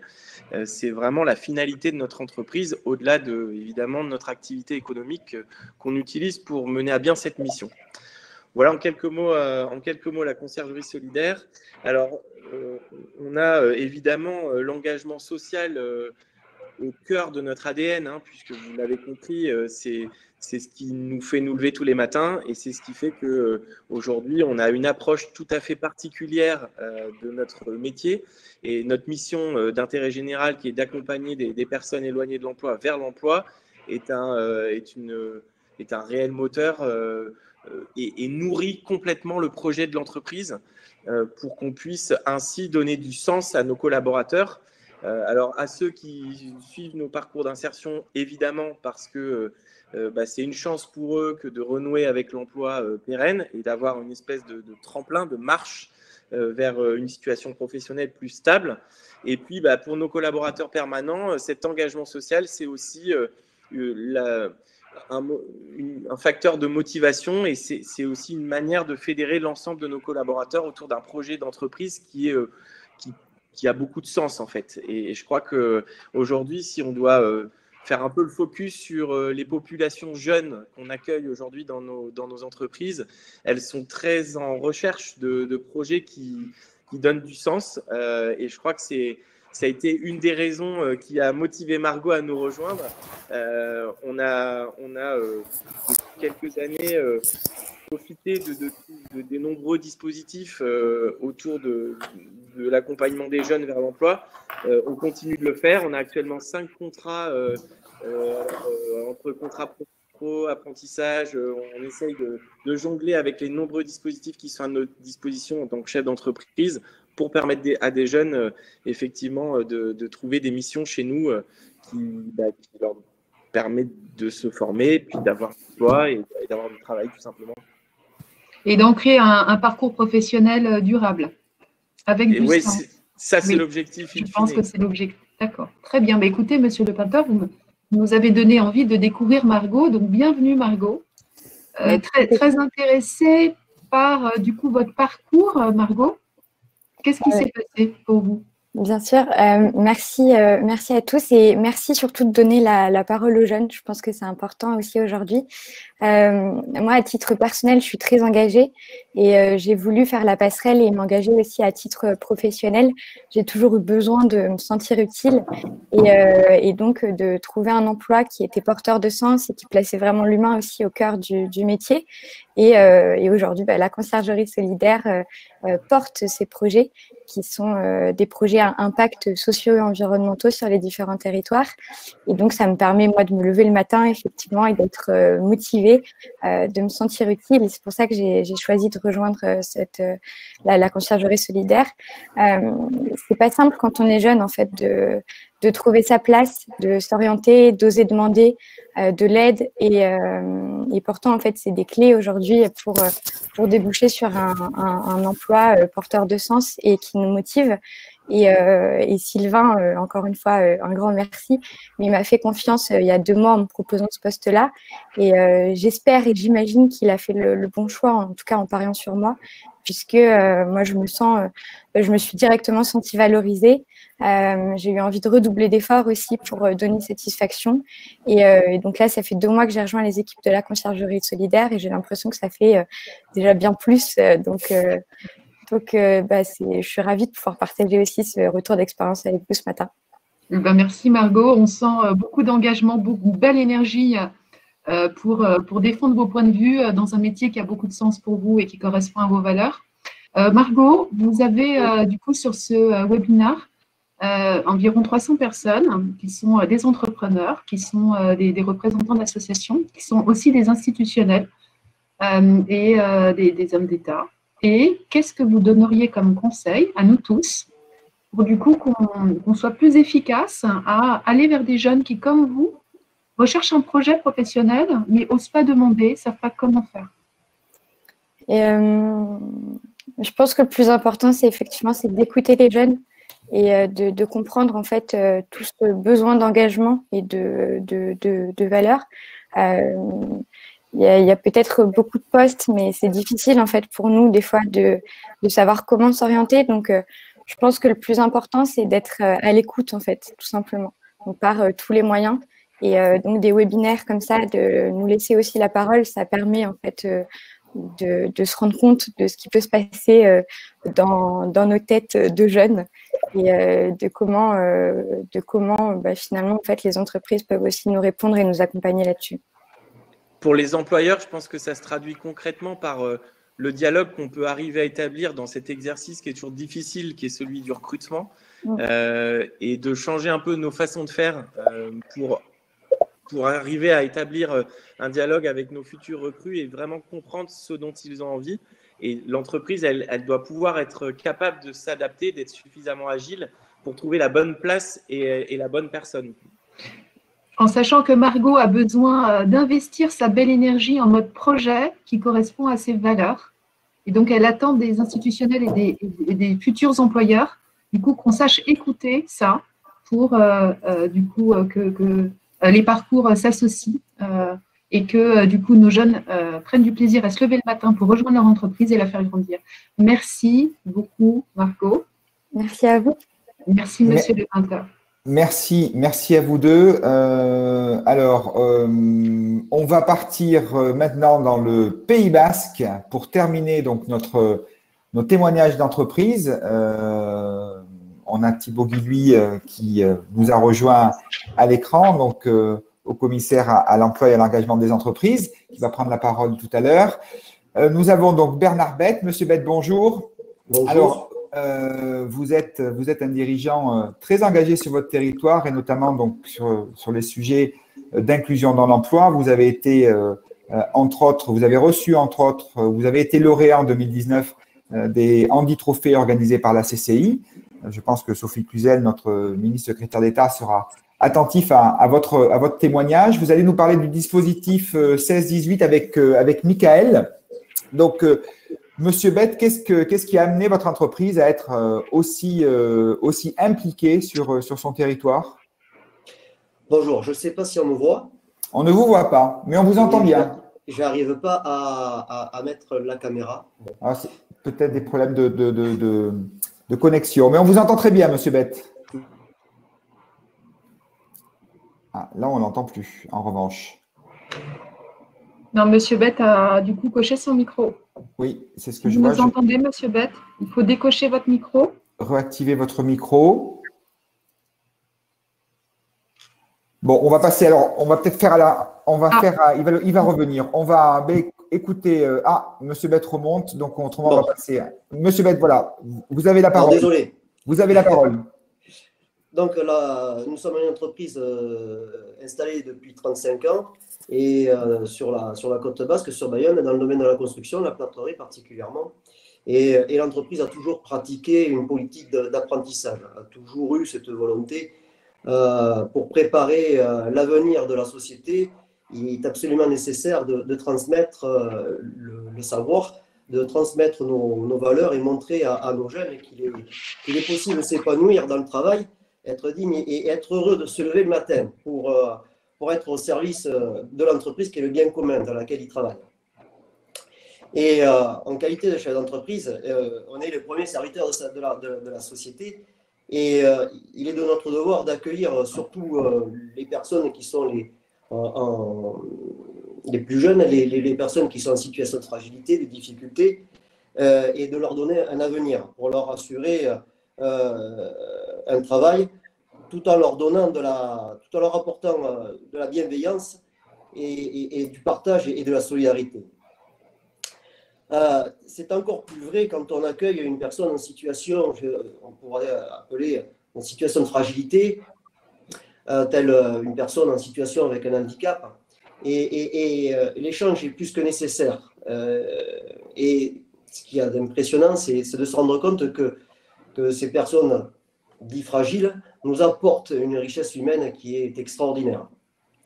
Ils nous obligent à ne pas oublier que nous apportent souvent beaucoup de chaleur humaine, et cela nous oblige à être encore plus bienveillants avec cette personne qui au final nous donne bien plus de force et nous permet de grandir. Et l'apprentissage est une forme d'épanouissement pour l'entreprise. Il nous permet de pouvoir transmettre ces valeurs essentielles du travail et de reconnaissance. Il est important d'associer quand même à toutes ces démarches d'apprentissage tout le corps enseignant, toutes les personnes qui participent à la formation, parce que seul on peut faire de la formation, mais sans l'enseignement professionnel, sans les lycées professionnels, sans les CFA, les GEC, les AFPA, et j'en oublie, toutes ces associations médico-éducatives font que ça nous permet de pouvoir accueillir un plus grand nombre de jeunes et de leur apporter, de l'espoir, de l'avenir et de la joie de venir au travail et de la dignité. Et je suis heureux de voir Mickaël et de voir qu'en définitive, on a un CFA avec nous qui accompagne Mickaël et qui lui permet, de faire sa formation. Il a son CAP, il prépare une année complémentaire et je sais qu'il envisage de poursuivre ses études. Merci, Monsieur Bette. Alors, vous avez fait une bonne transition. On va laisser la parole à Mickaël pour nous expliquer un peu comment vous avez tapé à la porte de l'entreprise Jean Goïti et puis nous indiquer aussi qu'est-ce que vous attendez à la fin de votre formation. Oui, bonjour. Donc voilà, j'avais fait plusieurs stages déjà dans d'autres domaines. Donc ça m'a pas trop plu. Et j'étais venu, comme mon grand-père a été déjà plâtrier. Donc je voulais essayer de faire un stage en plaquiste plâtrier aussi. Donc ça m'a plu. Et donc c'est pour ça que maintenant je suis chez Goïti. Donc vous venez de le dire, vous avez fait un stage en fait avant de découvrir votre formation. Ouais. On avait ce cas tout à l'heure. C'est vrai qu'il est très important effectivement de rappeler la découverte des métiers pour pas aller dans une formation qui ensuite serait un échec ou ne vous intéresserait pas. Donc vous avez commencé par ce parcours-là et on incite bien sûr l'ensemble des jeunes à découvrir les entreprises. Donc aujourd'hui, vous êtes à quel moment du parcours sur votre formation professionnelle? Aujourd'hui, là, je suis en mention complémentaire. Je viens juste de commencer en septembre et je fais 1 an. D'accord, donc vous avez l'année 2021 encore et ensuite vous êtes diplômé. C'est ça. D'accord, votre objectif c'est quoi? C'est de vous faire embaucher par Goïti? Oui, soit me faire embaucher ou soit toujours continuer dans les études. De faire une poursuite toujours en apprentissage en mêlant l'entreprise et la connaissance? Oui, c'est ça. Très bien. Mais écoutez, on voit bien que les messages passés par vous tous, les jeunes, avec différentes façons de rentrer dans l'entreprise, doivent inciter aujourd'hui nos entrepreneurs mobilisés à ce qu'ils s'engagent effectivement sur ce plan Un jeune, une solution. Merci Mickaël de votre témoignage. Merci également Monsieur Bate, mais je crois que vous avez des soucis de connexion, donc vous êtes déconnecté.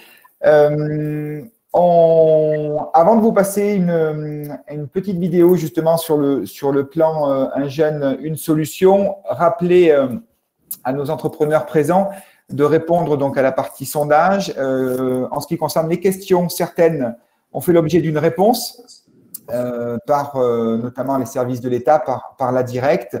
On interrogera tout à l'heure les 2-3 questions qu'on a isolées sur la clôture par Thibaut Guilluy et Sophie Cluzel. On va pouvoir envoyer la vidéo. On va déconnecter Mickaël. Merci et bonne fin de journée à Mickaël. Et aussi. Et on va envoyer la vidéo.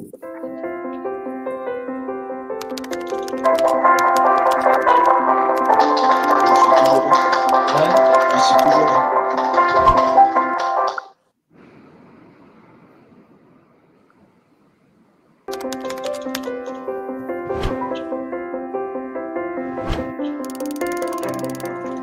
L'objectif, c'est aucun jeune sans solution à la rentrée.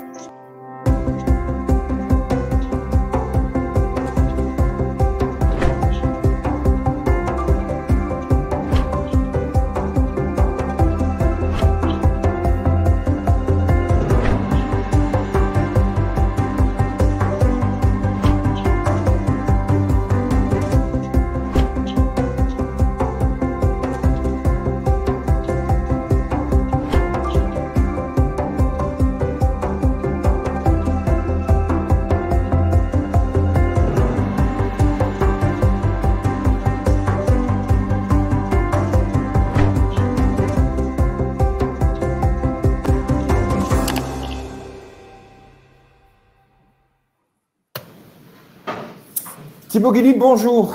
Donc bonjour. Vous êtes haut commissaire à l'emploi et à l'engagement des entreprises. Alors, avant d'avoir votre petit retour à chaud de ces 6 témoignages, emploi, on voit ce que c'est. Engagement des entreprises, qu'est-ce que vous attendez de l'engagement des entreprises aujourd'hui? Eh bien, écoutez, vous l'avez bien illustré finalement à travers tous ces témoignages-là. Le plan Un jeune, une solution, comme ça a été dit, c'est quelque chose que nous avons mis en place pour à la fois finalement exprimer le refus d'une fatalité, c'est que chaque crise est malheureusement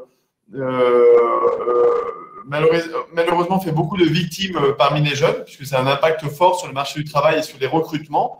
Et donc, on a voulu refuser finalement ce que certains appellent la génération Covid, en nous mobilisant tous collectivement pour être au rendez-vous finalement de cette génération.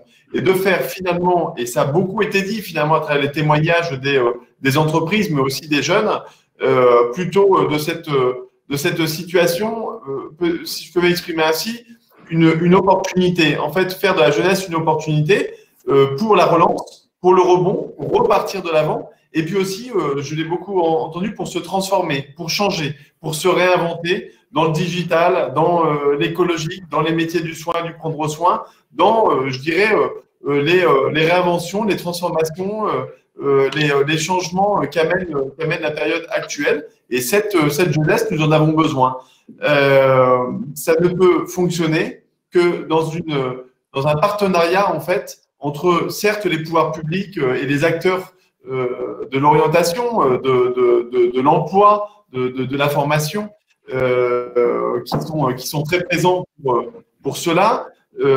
Les jeunes qui doivent avoir confiance et à qui il faut être en capacité d'apporter des solutions et des mesures qui sont extrêmement diverses et qui correspondent finalement à la singularité des besoins de chacun sur chaque territoire. Et puis, évidemment, les employeurs, les entreprises au sens large d'ailleurs, parce que c'est toutes les entreprises, de la petite à la plus grande, des entreprises, mais aussi les employeurs de l'économie sociale et solidaire ou du monde associatif, les employeurs publics. Bref, toutes ces entreprises qui doivent se saisir d'un jeune, une solution, qui peuvent se saisir d'un jeune, une solution, à l'image des témoignages qu'on a vus aujourd'hui, pour pouvoir aller de l'avant. Merci. Alors, peut-être que ce que je peux vous proposer, Thibaut Guilluy, c'est répondre à une des questions qui est posée sur le webinaire. Alors, on va en prendre une qui… je vais faire monter celle-ci. Alors, comment ça se fait que quelqu'un a dû y répondre, en fait? Alors, oui, quelqu'un a dû répondre à cette question. Alors, hop, voilà. Le dispositif de l'emploi franc qui vient d'être boosté via l'opération Emploi franc serait-il prolongé au-delà du 31 janvier 2021? Oui. Alors, je ne vais pas préempter la réponse, mais ce que je peux vous dire, et j'ai vu qu'il y avait pas mal de questions d'ailleurs de manière générale sur est-ce que tel dispositif sera prolongé, est-ce qu'il pourra être adapté, est-ce qu'il pourra être renforcé. Un jeune, une solution, c'est un engagement assez fort qu'on se fait collectivement. Et pour pouvoir y répondre, justement, il y a une grande diversité de réponses. L'emploi franc, pour ceux qui n'ont peut-être pas entendu le témoignage de tout à l'heure, c'est une aide renforcée pour tout recrutement de jeunes en quartier prioritaire de la ville. Mais il y a aussi le contrat initiative emploi, il y a les aides à l'embauche, les aides à l'apprentissage. Je dirais qu'il y a une grande diversité de ces aides. Nous allons regarder, en fait, dans les semaines qui viennent avec la ministre, quelles sont les mesures pour lesquelles il nous apparaît nécessaire de pouvoir les prolonger parce qu'elles connaissent un succès, parce qu'elles correspondent à un besoin et qu'elles participent à la relance. Évidemment, le tout aussi dans la limite aussi de la maîtrise quand même du budget de l'État. Mais donc, la question aujourd'hui est ouverte, je dirais, est sur la table et nous allons voir comment accompagner certaines de ces mesures et les adapter peut-être dans l'année 2021. Donc voilà, c'est pas arbitré, mais en tout cas, c'est à l'étude. Moi, ce que j'ai aussi envie de vous dire, c'est que c'est un plan… on a parlé beaucoup des 6,7 milliards d'euros qui sont mis sur la table et de la diversité de ces dispositifs. Peut-être vous dire deux choses. La première, c'est que c'est probablement, et Sophie Cluzel qui interviendra après moi, probablement insistera particulièrement là-dessus, c'est le premier plan vraiment qui, à mes yeux, soit vraiment inclusif. C'est-à-dire qui prend en compte la situation de chacun, les jeunes qui ont déjà des diplômes et qui sont dans l'entrée dans la vie professionnelle, et puis ceux qui sont encore en train de se chercher, de trouver leur voie ou d'avoir besoin de développer des qualifications. Il y a vraiment, c'est un message à toute la jeunesse pour leur dire, il y a un endroit, une opportunité, des gens qui sont prêts à vous accompagner partout où vous êtes, sur tout le territoire et quelle que soit la situation dans laquelle vous êtes. Et vous pouvez le retrouver sur le site unjeune-une-solution.gouv.fr parce que c'était tout l'enjeu aussi, c'est on met plein de dispositifs en place, mais c'est compliqué à la fois pour les jeunes de pouvoir s'y retrouver dans tout cela et c'est compliqué aussi pour les entreprises de pouvoir se saisir de ces opportunités-là. Et le site, c'est la première fois qu'on fait équipe de France avec Pôle emploi, avec les missions locales, avec l'APEC, avec l'Agence du service civique, avec les associations, avec tous ceux qui, de près ou de loin, contribuent en fait à la même cause. Permettre à chaque jeune de pouvoir trouver sa place et de pouvoir contribuer en fait à notre société. Et donc après, d'ailleurs, très concrètement, chaque jeune, aujourd'hui, ils sont… d'ailleurs, on a passé aujourd'hui les 500 000 visites. Il y a une énorme appétence des jeunes. Quasiment 1 million de recherches d'emploi ont été faites. Énormément se sont orientés vers les formations, plusieurs dizaines de milliers dans les services civiques, etc. Donc moi, c'est ce que j'ai envie de partager avec les entreprises et les employeurs aujourd'hui, c'est que les jeunes sont là, ils sont motivés, ils ont envie et ils sont une occasion vraiment très bonne pour vous. Et donc, sur le site, vous pouvez, vous aussi, employeurs, plusieurs centaines ont déjà rejoint le mouvement, de dire, moi, je suis un jeune, une solution, je m'inscris sur le site, je dis quels sont mes besoins en termes de recrutement et on vous accompagne pas à pas pour pouvoir réussir aussi votre plan jeune et puis finalement, à travers ça, votre plan de relance. Merci, merci Thibaut Guilluy. Mais justement, on va vous garder sur scène. On va faire monter sur scène Sophie Cluzel, justement pour conclure cette heure et demie passée ensemble sur le plan Un jeune, une solution de France Relance. On va attendre peut-être quelques petites secondes pour qu'elle puisse monter. Peut-être le temps qu'elle monte, si vous voulez vous prêter, Thibaut, à la réponse à une nouvelle question. Je sais que vous maîtrisez complètement tous ces sujets. Allons-y. Alors, je peux vous en… Alors, peut-être… allez, voyons sur une mission locale si… bonjour, quand les missions locales auront-elles des éléments opérationnels inhérents à l'augmentation des moyens liés à la garantie jeune? C'est un vrai sujet très concret parce qu'en fait, pour déployer les dispositifs, on en a parlé, les dispositifs d'accompagnement, derrière, en fait, il y a des équipes, et notamment les missions locales et Pôle emploi qui mettent en œuvre ces accompagnements-là. Et derrière, donc, c'est des personnes qui accompagnent, ça nécessite des moyens supplémentaires.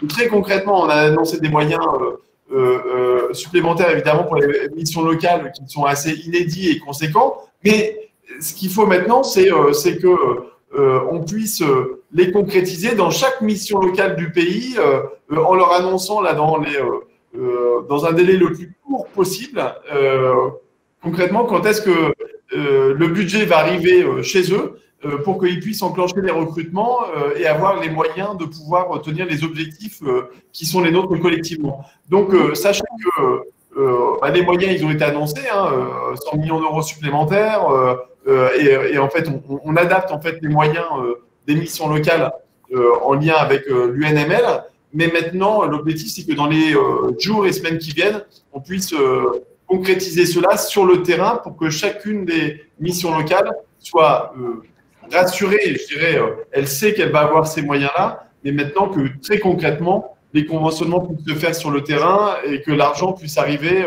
pour que les missions locales puissent continuer de consolider, de développer leurs équipes pour pouvoir accompagner les 200 000 jeunes en garantie jeune et puis les centaines de milliers de jeunes qui aujourd'hui frappent à la porte des missions locales pour trouver leur voie. Voilà, en tout cas, c'est l'occasion aussi pour dire merci aux missions locales et aux équipes de Pôle emploi et à tous ceux de manière plus générale qui sont mobilisés pour la réussite d'un jeune, une solution, puisque ce n'est pas un plan du gouvernement, c'est bien un plan de mobilisation nationale qui s'inscrit localement. Donc ça, c'est la première chose. Et puis la deuxième chose, pour passer la parole à Madame la secrétaire d'État, que je remercie d'avoir accepté notre invitation, c'est qu'il y a tous les clubs, La France Une Chance, les entreprises s'engagent, que je remercie Frédéric, Sandrine, je vous remercie d'avoir animé ces rendez-vous.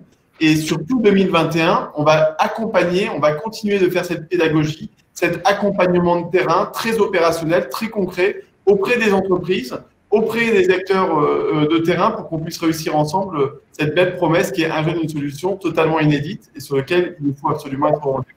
Merci à tous et puis bienvenue à Madame la secrétaire d'État pour les conclusions de cette 12e rencontre régionale, puisqu'on est en train de terminer ce Tour de France avec cette belle région d'Aquitaine. Merci Thibaut Guilluy. Alors, bienvenue Madame Cluzel, donc ministre secrétaire d'État auprès du Premier ministre chargé des personnes handicapées. Alors moi, j'avais envie de vous passer un message. On sait que vous êtes convaincus de la dimension inclusive de notre économie post-Covid-19. Beaucoup de nos entreprises sur le territoire sont en difficulté. L'État et les collectivités accompagnent au mieux pour tenir notre économie. Ces soutiens financiers sur les contrats sont-ils une des solutions pour l'engagement des entreprises? Et justement, quel message à passer à nos entreprises pour les encourager à participer à l'inclusion sociale des jeunes? Bonjour à toutes et à tous. Pas facile de vous rejoindre techniquement, mais enfin ça y est, on y est arrivé. J'ai plusieurs messages à faire passer aux entreprises. D'abord que bien sûr, ce n'est pas que les seuls dispositifs financiers qui changent la donne. Si on a mis en place une stratégie qui s'appelle Osons l'emploi, c'est pour accompagner les entreprises dans tous les domaines. Le domaine du sourcing, le domaine de l'accompagnement pour le maintien dans l'emploi, le domaine de progression de carrière pour les personnes en situation de handicap. Donc, évidemment, que ce n'est pas les seules mesures financières. Pour autant, permettez-moi de les rappeler, parce que je pense qu'elles sont méconnues par les chefs d'entreprise. Le plan jeune, c'est bien, mais pour les personnes handicapées, vous n'avez pas de limite d'âge. Donc, ce qui veut dire que les 4 000 € de soutien pour CDD de plus de 3 mois ou CDI jusqu'à fin juin, puisque le Premier ministre a annoncé l'extension de la mesure de soutien jusqu'à fin juin, c'est quel que soit l'âge de la personne handicapée, jusqu'à 2 fois le SMIC en termes de qualification. Et surtout pour l'apprentissage, 8 000 €. Donc, sans limite d'âge. Donc, quand on est une personne en situation de handicap, vous n'avez pas besoin de vous tracasser de problème de l'âge, c'est quelle que soit la limite d'âge de la personne en situation de handicap que vous embauchez ou que vous prenez un contrat d'apprentissage. Deuxièmement, moi, le problème majeur que les entreprises me disent, et c'est pour ça que je suis là pour leur simplifier la vie, c'est que la politique de handicap est trop complexe. Donc, on leur simplifie la vie. Une seule porte à pousser, c'est Pôle emploi, et derrière, une gradation d'accompagnement et de la personne et du chef d'entreprise autant que de besoin. On ne vous laisse pas tout seul avec une personne en situation de handicap qui peut parfois présenter certains troubles qui sont complexes pour votre entreprise. Je pense par exemple au handicap invisible, tel le handicap psychique, la déficience intellectuelle, les troubles des fonctions cognitives. Vous avez du job coaching qui est gratuit, qui est réactivable autant que de besoin et qui est une prestation portée par des experts de certains types de handicap pour vous permettre de vous consacrer à votre tâche, qui est celle de chef d'entreprise ou d'employeur, et non pas celle de médico-social ou d'accompagnement médico-social d'une personne. Donc ça, c'est très important. On déploie, il y a plus de 15 millions de nouveaux qui sont réaffectés sur ces prestations de job coaching pour vous permettre de n'être pas seul face à certaines complexités ou certaines répercussions du handicap sur le collectif de travail, sur la façon de gérer les interactions entre vos collaborateurs. Et puis, nous avons le troisième problème que vous me dites tous, c'est le sourcing. Moi, je veux bien une personne handicapée, mais je ne sais pas la sourcer. Ben, vous faites comme pour toute compétence que vous cherchez. Et puis, nous allons avoir des interlocuteurs qui sont par exemple Pôle emploi, qui va vous faire un service plus pour vous amener, pour vous pousser justement des CV en situation de handicap, si c'est cela que vous affichez. Et la troisième chose que vous avez, vous pouvez vous appuyer sur l'AGFIP, signer des conventions avec eux pour votre politique RH inclusive, qui fait que vous serez guidé, accompagné sur comment je peux faire une vraie politique RH inclusive, emploi, maintien dans l'emploi et surtout progression de carrière des collaborateurs en situation de handicap. Donc voilà, moi je dis aux chefs d'entreprise, osez l'emploi des personnes handicapées, c'est du gagnant-gagnant financièrement bien sûr, mais pour autant, c'est du gagnant-gagnant dans votre politique de management, dans votre évolution de politique managériale au bien-être de tous et au bienfait de tous. Il faut l'embarquer dans le dialogue social, très important, parce que si vous ne mobilisez pas votre dialogue social, vous irez certainement avec des difficultés. Embarquez votre entreprise, c'est une façon de faire vivre votre responsabilité sociétale. Donc, au-delà des chartes et des engagements, c'est dans l'action que l'on voit vraiment l'engagement. Donc, nous avons continué à signer nos conventions pendant la Semaine européenne de l'emploi des personnes handicapées. Le groupe Nestlé, BPE, le groupe Naval Group, ont signé ces politiques RH inclusives avec les appuis dont je vous ai parlé, mais pas que. Des PME qui viennent nous voir, qui ont envie de se lancer. C'est la seule charge sociale que vous pouvez éviter de payer, c'est en embauchant une personne en situation de handicap pour pouvoir vraiment atteindre vos objectifs de 6% et les dépasser bien au-delà. La diversité est une source de performance. Voilà, c'est ce message que je veux leur faire passer et non pas une charge, c'est vraiment une source de performance. Merci Madame la Ministre. Alors, je vous propose, si vous en êtes d'accord, de passer à l'écran une question. Peut-être que vous pourrez réagir. On me l'a enlevée, elle a été répondue en direct. Mais en tout cas, ce que je voulais vous indiquer, puisque ça revient souvent sur les questions, c'est certaines entreprises s'interrogent sur cette deuxième année d'alternance et d'une possibilité d'un soutien de l'État sur la deuxième année de l'alternance. Est-ce que ce sont des sujets que vous évoquez dans les échanges, dans le cadre du plan de reprise? Le 8 000 €, il est sur l'aide au contrat. Donc, vous avez des contrats d'apprentissage qui sont parfois d'1 an, mais majoritairement de 2 ans. Mais au-delà de ça, vous avez surtout l'AGFIP, et le FIPHP pour les employeurs publics, mais l'AGFIP qui vient en complément des aides. Donc, vous n'êtes pas laissé seul. Si vous avez des problématiques d'adaptation de poste ou d'adaptation pédagogique ou besoin de formation du tuteur d'entreprise, vous avez des aides financières de l'AGFIP. Donc, c'est en plus des aides de l'État fléchées sur les 8 000 €. Donc, et puis surtout, dans chaque CFA, vous avez un référent handicap. Dans chaque CFA. Et ce référent handicap vient en appui aussi de vos collaborateurs qui gèrent en direct, si je puis dire, l'apprenti, pour justement que vous ne soyez pas en surcharge mentale parfois, que vous ayez les bonnes informations d'adaptation nécessaires et suffisantes pour réussir ce contrat d'apprentissage. Et Frédéric, pour préciser aussi, de manière plus générale, l'aide à l'apprentissage, elle est sur 3 années. Hein, donc l'aide de droit commun, c'est 4 125 €, puis 2 000 €. Et donc la deuxième année, cette aide, elle est bien maintenue en deuxième année, quel que soit le contrat d'apprentissage. Voilà. Et elle est boostée dans le cadre d'un jeune une solution sur la première année jusqu'à 8 000 € pour faire face cette année. Alors, pour donner un cas concret, parce que j'arrive à traduire ça, mais on a quand même beaucoup d'entreprises, on le voit sur le sondage, de moins de 10 salariés. Je suis en train de regarder en direct quand je vous parle. On a quand même, on a 70% entre 11 et 50 salariés. Voilà. Donc, certaines entreprises, aux alentours de 10 salariés, n'ont pas toutes les réponses, des fois, ou en tout cas, on ne les trouve pas. J'embauche quelqu'un en alternance sur 2 ans. Un cas concret. J'embauche sur 2 ans. J'ai une aide de l'État de 8 000 € la première année et de 8 000 € la deuxième année, ou de 8 000 € sur les 2 ans. Non, concrètement, la première année, vous avez une aide à 8 000 €. La deuxième année, on revient dans le droit commun, sauf si l'année prochaine, sauf si courant de l'année 2021, on décidait de modifier le régime là-dessus, mais vous aurez donc le droit à 1 €. Et à ça, ensuite, en fonction des situations des personnes, vous pouvez avoir des aides bonifiées. C'est ce à quoi faisait allusion Sophie Cluzel. Par exemple, pour les jeunes ou d'ailleurs toutes les personnes qui sont en situation de handicap, puisqu'il n'y a pas de condition d'âge pour cela, et où là, vous avez des aides supplémentaires au-delà du droit commun qui peuvent être assez incitatives. Voilà, mais donc, très concrètement, voilà, vous recrutez aujourd'hui, vous avez 8 000 €, grosso modo, c'est la prise en charge quasiment du coût du salaire du jeune. Donc c'est quand même une vraie aide concrète aussi au moment de la reprise pour les petites, pour les TPE, les petites entreprises. Très bien, mais écoutez. Je voudrais peut-être préciser que ces aides de la GFIP complémentaires, quelle que soit la taille de l'entreprise, même celles qui sont moins de 20 et qui sont dans l'obligation de recruter, même celles qui sont en dessous de 20, qui déclarent mais qui ne sont pas dans l'obligation d'emploi, elles peuvent avoir les aides de la GFIP. Hein. Donc, surtout, ne vous en privez pas. Merci, mais on arrive au terme de notre mobilisation. Nous poursuivrons de toute manière les échanges dans le cadre de France Relance. Hein. Il y aura des étapes supplémentaires.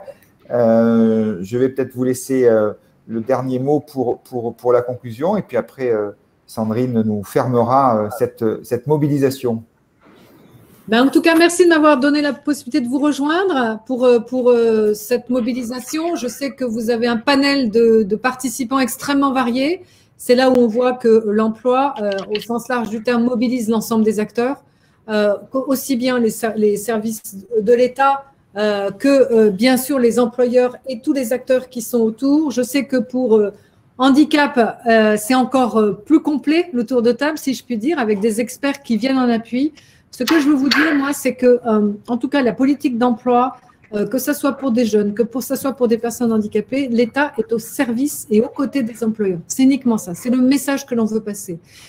Quand on dit « osons l'emploi », quand on dit « un jeune, une solution », c'est que tout simplement, on est bien conscient que dans cette crise sanitaire et économique, il ne faut pas que ce soit les variables d'ajustement, hein, cette crise. Ni les jeunes, ni le handicap, et encore moins les jeunes handicapés. Je vous rappelle, on a évalué avec plus de 8 000 jeunes en situation de handicap qui peuvent être bénéficiaires de cette politique d'État. Donc, vous dire qu'on a besoin de vous pour mobiliser, bien sûr, et pour concrétiser ces contrats, que nous serons à vos côtés, c'est vous qui avez la clé de la réussite de l'insertion professionnelle, mais vous n'êtes pas seul. C'est ça que je veux vous dire, vous n'êtes pas seul. Nous nous mettons vraiment en mode complètement accompagnement des employeurs.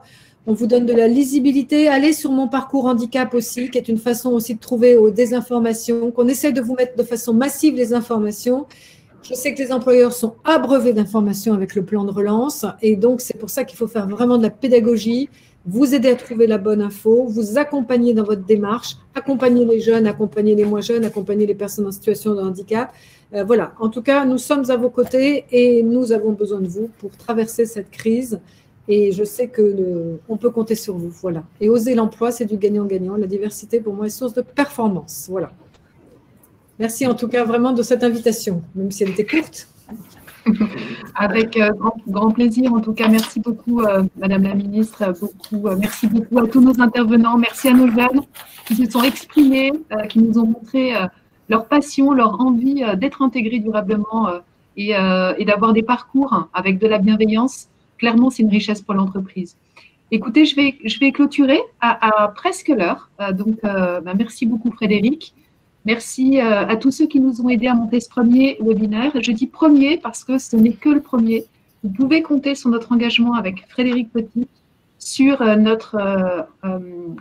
en fait, vous avez tout résumé. On sent très clairement la mobilisation des services de l'État pour accompagner les entreprises, pour répondre aux entreprises et pour faciliter la rencontre entre un jeune qui recherche un emploi et une entreprise qui va l'accueillir, avec des dispositifs qui financièrement sont à la main de tout le monde. Donc, vous pouvez compter sur nous pour continuer à faire ce travail de pédagogie, mais également beaucoup de partage de bonnes pratiques.